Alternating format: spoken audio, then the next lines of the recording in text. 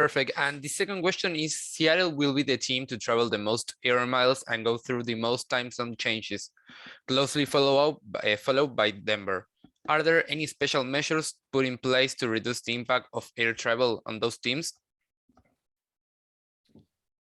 Well, look, probably no surprise that both of those teams are 1 and 2 on that list based on their geography and then the fact that they're both going to Europe. So some of those measures Mike talked about, we have the guardrails and the opportunities around the international games that the teams can opt into or out of. And I'm just kind of looking at my schedule, right? So Seattle is taking their bye after their game in Germany. Denver is also taking the bye after London. So that's probably the biggest guardrail, right? As Mike mentioned, some of the teams playing earlier the year in London are not taking the bye, but I think when you travel that distance to the Mountain and Western time zones, that probably becomes more of a consideration.